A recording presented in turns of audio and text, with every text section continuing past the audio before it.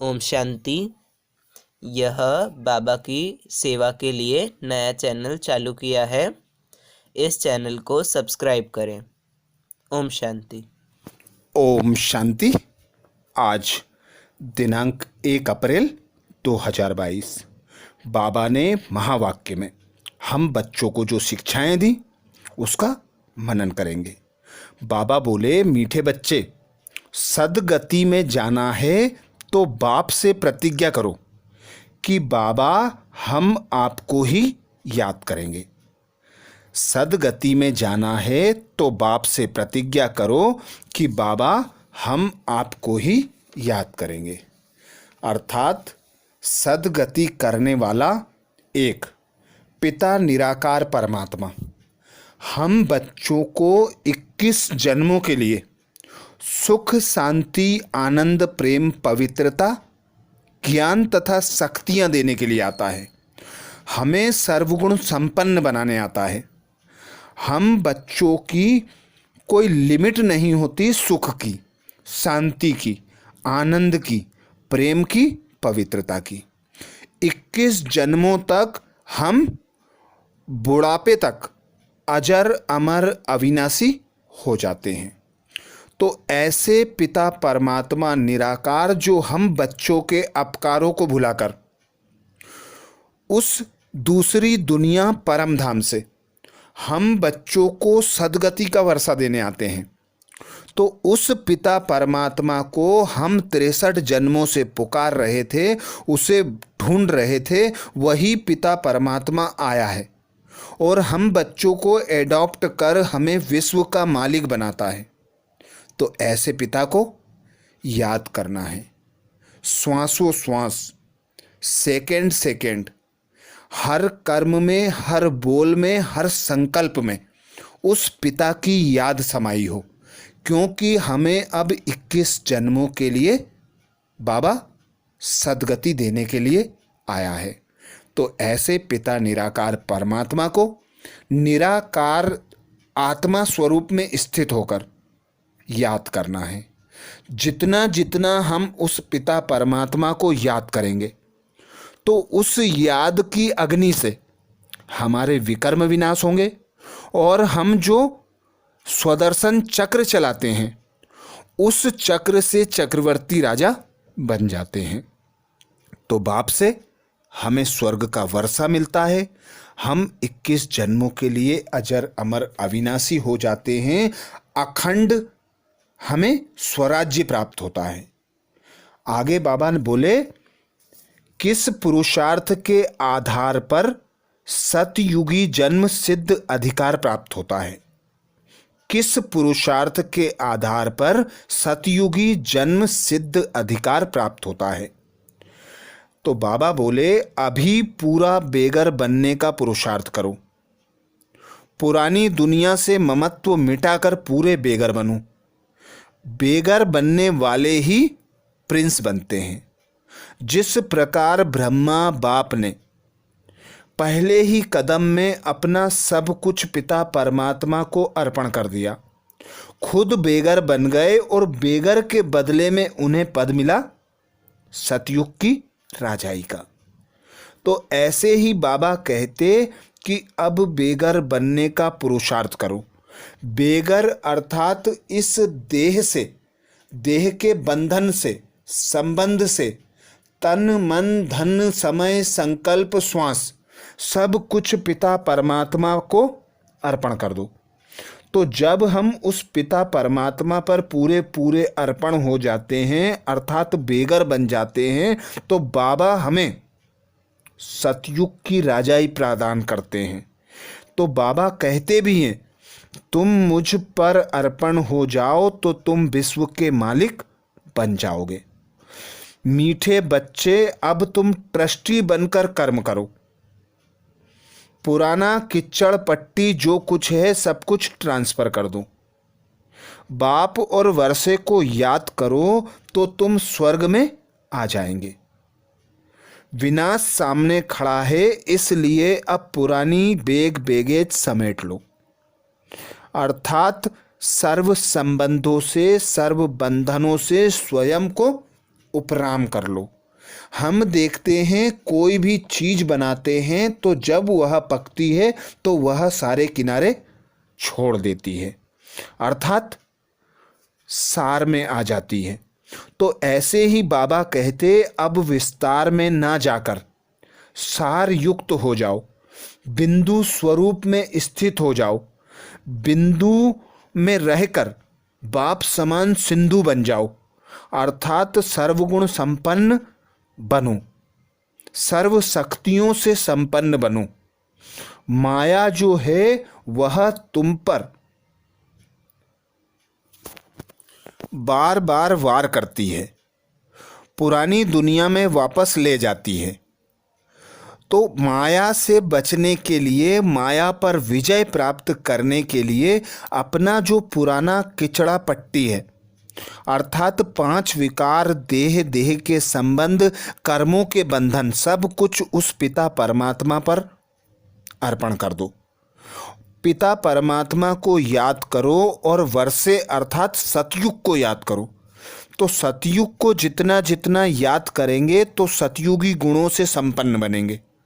पिता परमात्मा को याद करेंगे तो हमारे विकर्म विनाश होंगे। तो अब नई दुनिया में जाने के लिए पहले स्वयं के पुरानी दुनिया के बेग बेगेज को समेटकर बिंदु स्वरूप में स्थित होकर बिंदु पिता को याद करना है, जिससे हम पिता परमात्मा के साथ अपने घर शांति धाम में जाएंगे। फिर पिता परमात्मा हमें सतयुग में पार्ट बजाने के लिए भेजेंगे। गीत में बाबा बोले, भोलेनाथ से निराला कोई नहीं। भोलानाथ अर्थात हमारा पिता परमात्मा इस संगम युग पर भोलानाथ बनकर आता है। हम बच्चों के लिए सर्व खजानों के द्वार खोल देता है, भर भर कर झोली खजाने देता है, गुणों से ज्ञान से संपन्न बनाता है। तो ऐसे भोलेनाथ से निराला कोई हो ही नहीं सकता।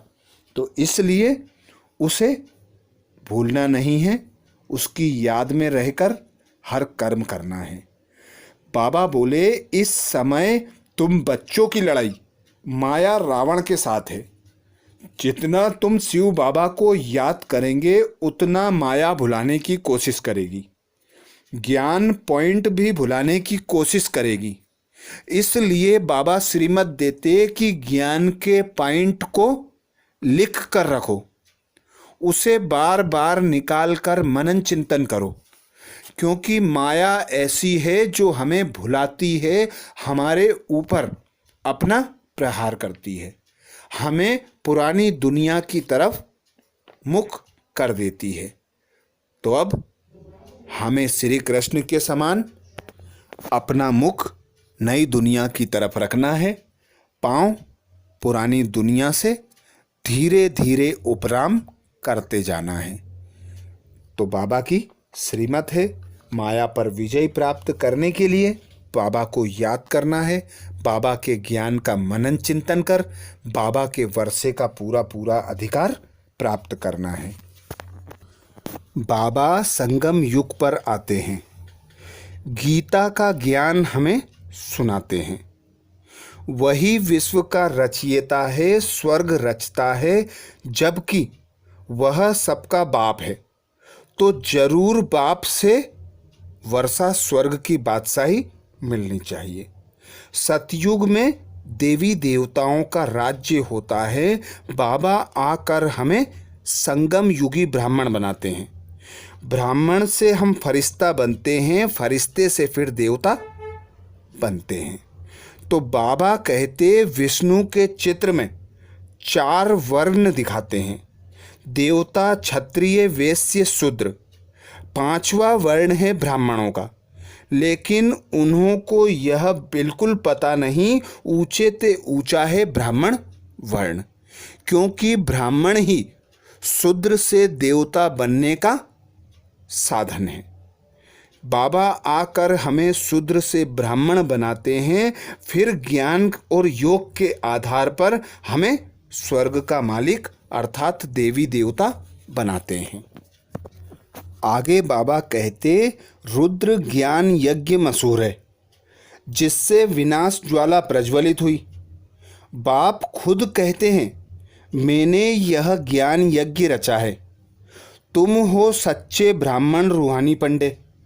तुमको अब बाप के पास जाना है, वहाँ से फिर इस पतित दुनिया में आना है। यह सेंटर्स हैं सच्चे सच्चे तीर्थ, सचखंड में ले जाने वाले। वह तीर्थ है झूठ खंड के लिए। वह है जिस्मानी देह अभिमान की यात्रा। यह है देही अभिमानी यात्रा। अर्थात बाबा कहते मनुष्य लोग करते हैं जिस्मानी यात्रा, जिसमें वे थकते भी हैं, पैसा भी बर्बाद करते हैं, समय भी बर्बाद करते हैं, प्राप्ति कुछ होती नहीं। 63 जन्मों से हम देह की यात्रा करते आ रहे हैं, पर प्राप्ति कुछ होती नहीं, नीचे ही गिरते जाते हैं। अब बाबा आते हैं, हमें रूहानी यात्रा सिखाते हैं और कहते हैं तुम हो रूहानी पंडे, सबको रूहानी यात्रा सिखाते हो। फिर तुम बाप के साथ अपने घर जाते हो, फिर सतयुगी दुनिया में आते हो और फिर पतित बन जाते हो। बाबा कहते तुम जानते हो नई दुनिया में आकर अपने सोने के महल बनाएंगे। ऐसे नहीं कि सागर से कोई महल निकल आएंगे। तुमको तो बहुत खुशी होनी चाहिए, जैसे पढ़ाई में ख्याल रहता है कि बैरिस्टर बनूंगा, यह करूंगा। तुमको भी आना चाहिए कि स्वर्ग में ऐसे ऐसे महल बनाएंगे। हम प्रतिज्ञा करते हैं लक्ष्मी को जरूर वरेंगे, सीता को नहीं। इससे पुरुषार्थ बहुत अच्छा चाहिए। तो लक्ष्मी को वरने के लिए अर्थात सतयुग में लक्ष्मी नारायण के साथ जन्म लेने के लिए हम बच्चों को तीव्र गति का पुरुषार्थ करना है।